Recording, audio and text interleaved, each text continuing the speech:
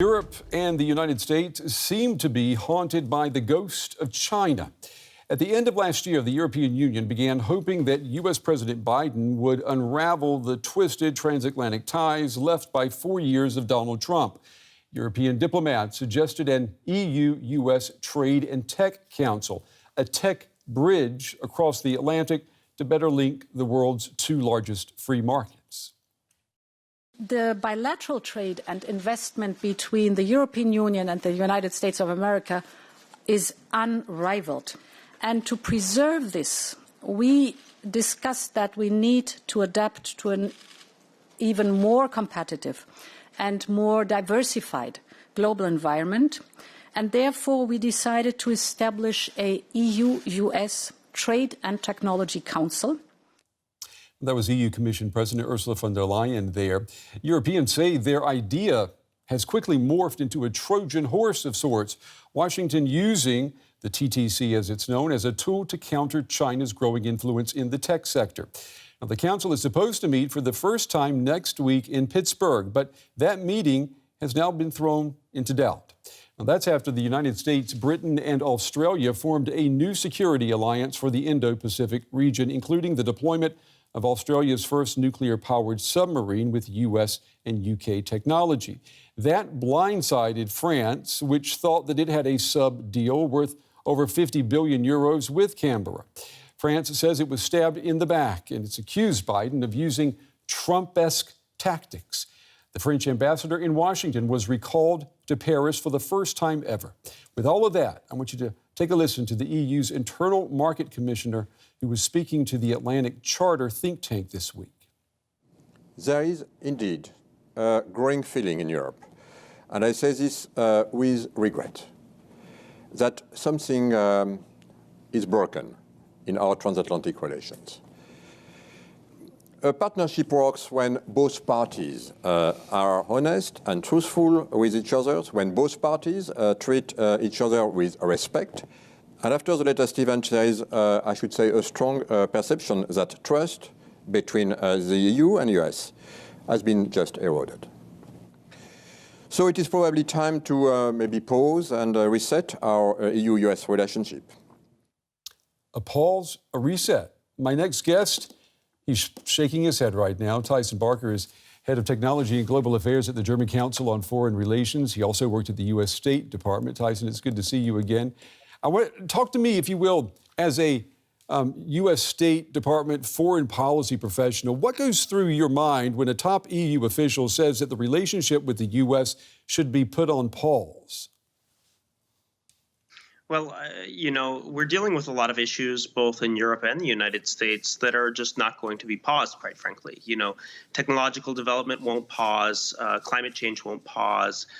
China's rise and the rise of techno-authoritarianism won't pause. Cyber threats won't pause. So, the question of a pause seems to be somewhat counterproductive right now. I would also say, in the context of this Trade and Technology Council, which is essentially a tech alliance, moving from the days of iron and steel to the days of chips and data, that this was a European idea. And when you look at a lot of the issues on the agenda, Europe got or will get a lot of what it wants. So it doesn't make much sense that the French reaction is to damage something, hobble something that was actually a European initiative in the first place. Yeah, that's a good point. I want to pull up a tweet that you posted in response to that statement from the EU Commissioner, and you tweeted, technological development will not pause, China and tech authoritarianism will not pause, climate change will not pause, cyber threats will not pause. Dialogue, especially at the Trade and Technology Council, is in the EU's strategic interest first and foremost.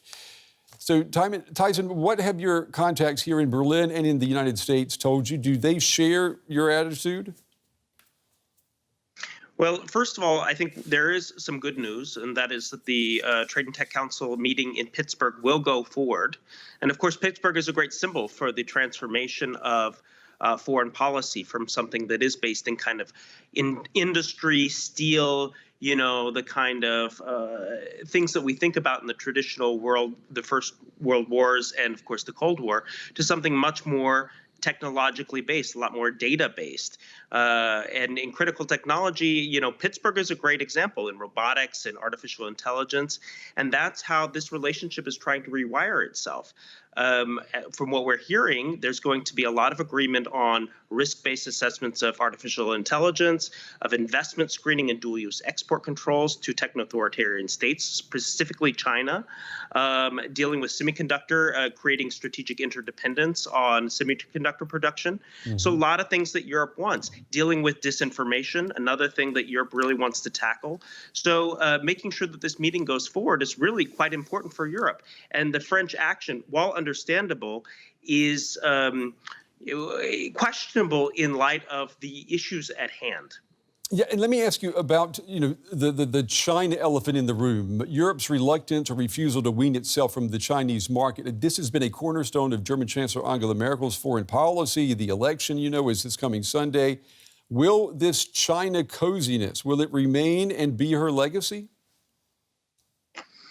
I mean, Merkel is a chancellor who has seen great opportunity in China. She is clearly a chancellor that believes in change through trade, Wandel durch Handel, as the Germans like to say.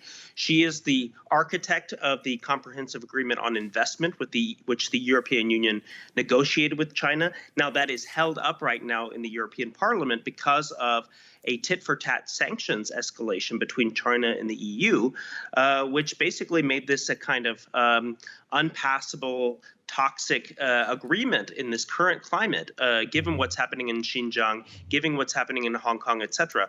But Merkel is obviously a bygone era. The question is what comes next. And when you look at the two big parties here in Germany, they both do want to continue with that kind of Merkel accommodationist line, both being tough on China, but continuing with this comfortable trade relationship. Tyson Barker, as always, Tyson, we appreciate your time and your analysis tonight. Thank you. Thank you.